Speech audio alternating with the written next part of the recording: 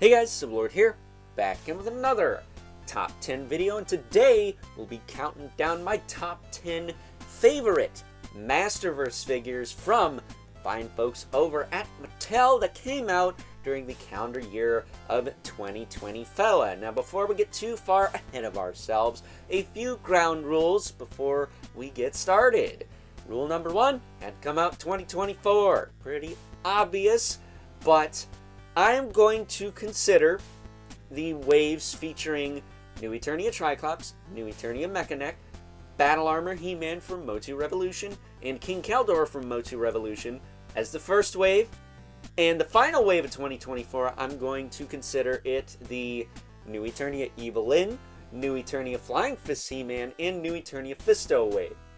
Anything released in between there, whether it was Mattel Creations exclusive, fan channel exclusive, or otherwise, is eligible, but up until the Beastman, Roboto, and King Randor New Eternia wave, everything else prior to that qualifies to be on this list. That does not qualify the New Eternia Trapjaw, Man-at-Arms, and Revolution, Skeletech, and Sorcerer's Tila wave. That was a late 2023 release, but definitely not a 2024 one. That said, rule number two, I have to have the figure, and I've had to have already reviewed it. Thankfully, in this list's case, I've done both of those things. I've acquired all the figures I want to acquire to make this video, and I've already reviewed them. One of the reviews went up earlier today. Where that figure's going to land on the list, you'll just have to wait and find out. And then rule number three, the final rule, and this is the big one, only New Eternia figures are eligible to be on this list, because in my opinion that's really all that's relevant with this line at this point, unless you want to count Vintage Collection, which is a Walmart exclusive thing, and we're not even going to talk about that right now. We'll get to that when we get to that. Maybe my review of the Skeletor is up by now, but he is not eligible to be on this list, so ultimately doesn't matter. But that is the only thing really giving New Eternia any sort of competition, but until they update the torso articulation, I don't really see that being a problem. So with that being said, why don't we kick things off with the number 10 spot? Kicking things off with the number 10 spot and the figure that ultimately knocked Thunder Punch He-Man out of the top 10, we have a figure that is better than it has any right to be, and that of course is Flying Fist He-Man. Talk about an upgrade. This guy takes a pretty laughable He-Man variant and makes it freaking badass. That said, I'm very much looking forward to the Terror Claws Skeletor to complement him at some point in the near to distant future. There's no telling when that thing's going to go up, because at this point we still don't have Blade from the 87 movie. Up next at the number 9 spot, whoops, there we go, is a character that if you're a 2000X fan, you know what Tila said, Mechanic, your powers suck. But this version of good old Mechanic is anything but suckage. This figure is pretty freaking awesome, taking another character and making them cooler than they have any right to be. That's going to be a bit of a theme with my top 10 list for Masterverse New Eternia figures, is characters that are kind of lame and making them badass. We already talked about Flying Fist He-Man. Now we're talking about literally a living, is it stethoscope, periscope, whatever they have in submarines. And I'm sure there will be more to come, so stay tuned. Next up at the number 8 spot is a character that needs no introduction because he is a fan favorite after all. That's going to be, of course, good old Fisto, taking a classic, cool character who's not ridiculous and making him different, we'll say. Because if you don't like the man bun, there's a more traditional looking Fisto head that comes with this guy, but me personally, I think it's all about that hammer and that Stridor inspired arm. That's what makes him different to me. That's what makes him a little bit more special than just any old average Fisto figure out there.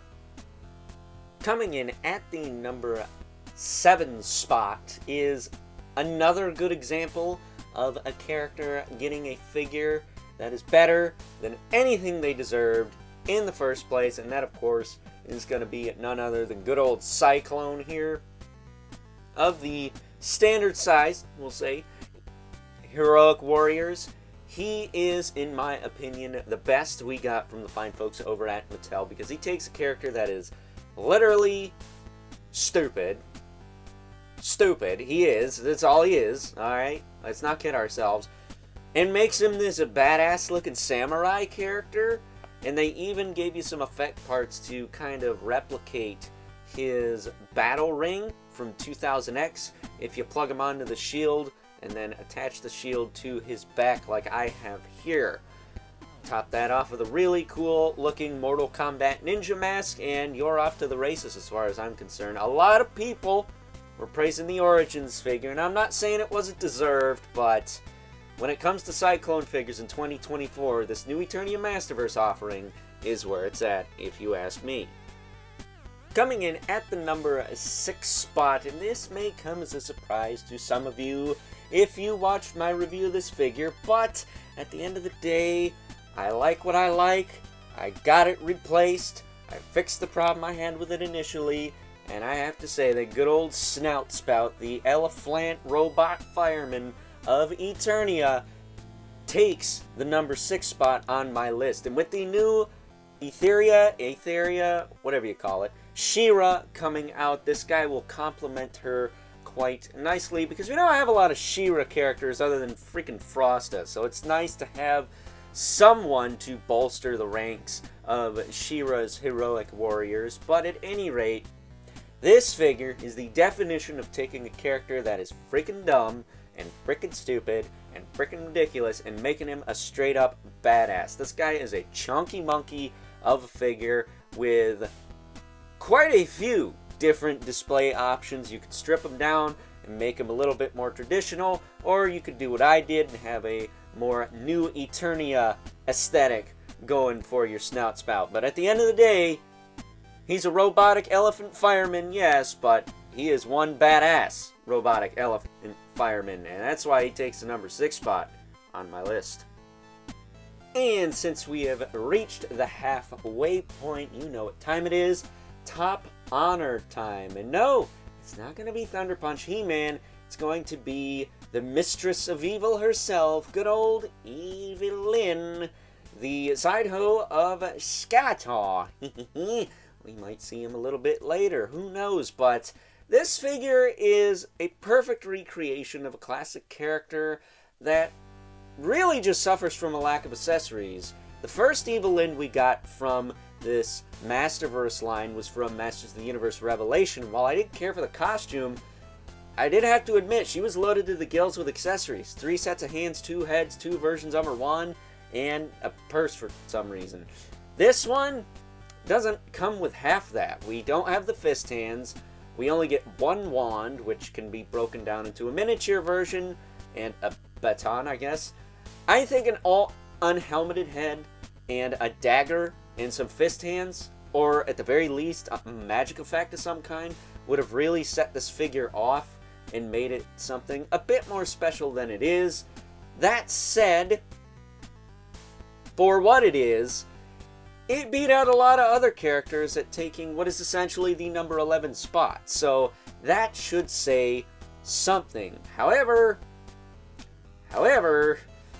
one thing I neglected to mention in my review of this figure was that the cape is in fact removable. I thought it was glued in place. It is detachable. It's connected with a little plastic tab, and you just simply pop it off the back. Not exactly ideal.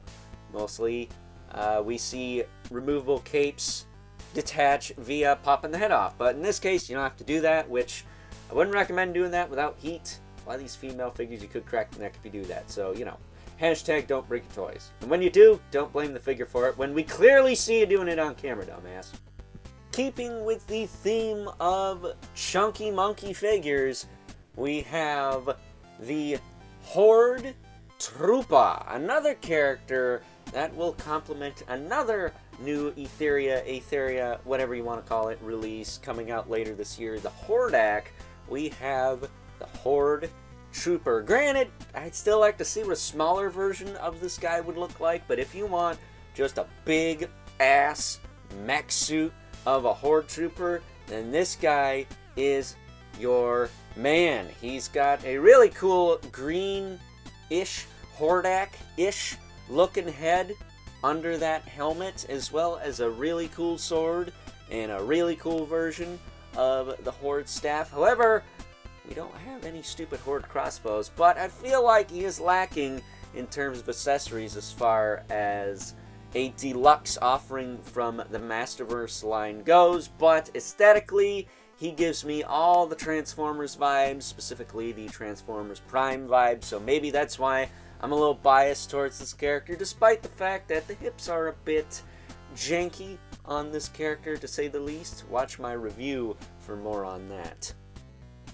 Coming in at the number 4 spot is the closest thing we have to yours truly in the Masters of the Universe mythos, and that of course is going to be none other than good old Triclops, because look, he's technically visually impaired, so he had special glasses, his three-eyed visor there, made so he doesn't walk into shit.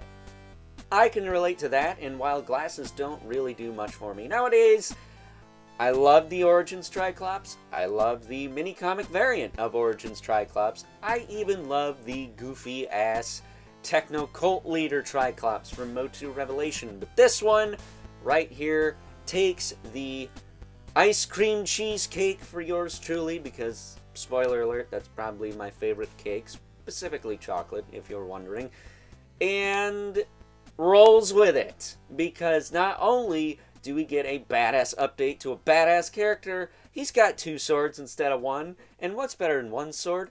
2 swords. And while it takes a hot minute for me to grow on the Christmas-esque bandolier he's rocking, I've had him with it ever since I got the figure. So obviously, it's doing something for me, isn't it? At the number 3 spot is a character that initially was my number 1 Masterverse New Eternia figure of 2020 follow-up, but he got bumped down a couple of spots, not because I like him less than I did before, but because a certain character showed up in time for this video, and another character I like more because of another release, and we'll talk about them momentarily, but we're at the moment talking about none other than the Ocean Warlord himself, good old Merlin, who is very much 2000X inspired, if I do say so myself. Granted, he doesn't come with a trident, but he does come with a spear and a sword. That's more than I could say for the Revelation versions of this character, because you had to get one to get the spear and one to get his iconic corncob sword, which this one does have, but it's more of a scimitar as far as the shape goes, and I like it. I like it quite a bit. I think the weapons may be what's holding this guy back from being number 2 at least, but at the end of the day, like Webstore, Clawful, Scareglow, and Too Bad, Merman here has always been one of my favorite evil warriors, and that stands true to this day. Coming in at the number 2 spot is a figure I like a whole heck of a lot more now, thanks to Panther, than I did previously, and that of course is going to be none other than Lord of Destruction himself, Battle Armor Skeletor. That is right, this is by far probably the most badass looking Skeletor figure on the market. That's not 2000X, and let's not kid ourselves. There's pretty awesome variants of him back then too. Not that disco one, what the hell was that? But this guy right here takes a concept that was always beloved by the Masters community and makes it metal AF. This guy literally looks like he's about to throw down in the mosh pit at the Amon Amarth concert, and I'm all here for it. I love the ram skull helmet, I love that giant battle axe, the spiked shoulder pads, the scimitar makes a return with this figure. The only thing really holding this guy back, in my opinion, is the lack of gauntlets, and maybe the boots could have been spiked up too, but for what it's worth, Even though mine had a bit of a QC issue with the right hip, it was a little bit loose. I managed to tighten that up a little bit, not a ton, but it's better than it was, I assure you. And mount him atop the mighty Panther. This thing is a force to be reckoned with. With Panther, this is the complete package. I love this figure, but he's not my number one. What could that be, you might ask? And my number one Masterverse New Eternia figure of the calendar year 2024 from the fine folks over at Mattel is going to be none other than the one that was so damn good I had to have two of them.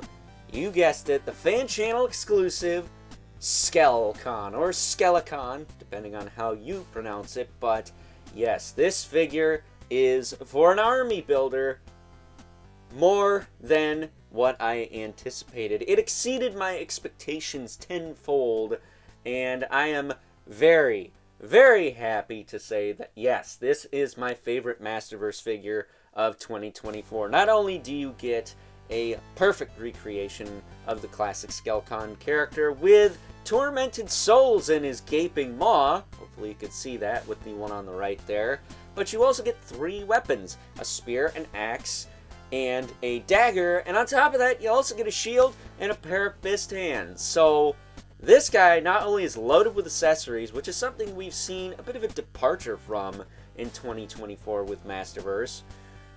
Rewind back to Evil Lyn for more on that, but he is just a badass looking character. This guy could stand on his own, even not as an army builder, but as an army builder, I sure as hell wouldn't want to mess with a horde of these guys, no pun intended, because hopefully we'll see some more new Aetheria, whatever you want to call it, Theria, offerings for the evil horde going into the near to distant future. But for now, the Skelcon is my number one Masterverse figure of 2024.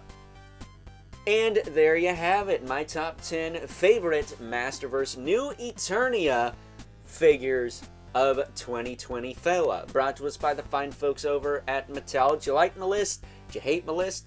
Do I care? Not exactly, but if you're respectful about it in the comments, I'll hear you out.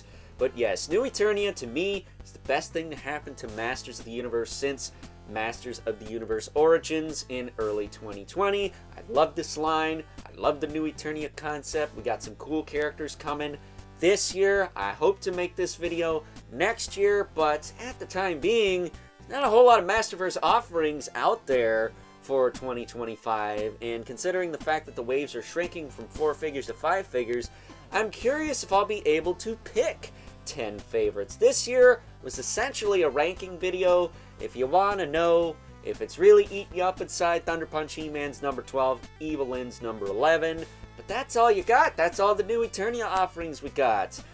If you want to count Leech, fine. I guess he would be 13, possibly 11, because I do like that Leech, but that was Princess of Power, so he wasn't eligible to be in this list. So there you have it. I have my reasons for doing what I do. You might not agree with it, but I got the video done, didn't I? I did my due diligence, and I got her done. That said, if you want to see a top 10 Origins video from me, no, that's not happening. I'm kind of burnt out with Origins at this point. I'm sick of the fact that Mattel is dragging the line out, not just getting the rest of the vintage line out before they do all the half-ass custom characters. Battle for Eternia 4-pack, I'm looking at you, although I'm very excited for that Skelenite with his big-ass anime sword, I'm not gonna lie. And if you want to see me do a top 10 Turtles Grayskull offerings, leave me a comment in the comment section below, and I'll let you know just how sick of those green bastards I am. But until next time, I hope you guys enjoyed my top 10 Masterverse figures of 2024. Stay tuned, we got a couple more top 10s coming your way before we get to the top 13. Well, at least one more top 10. I don't know if we got a couple or not, but we'll see what we can do. And until next time, I'll catch you guys later.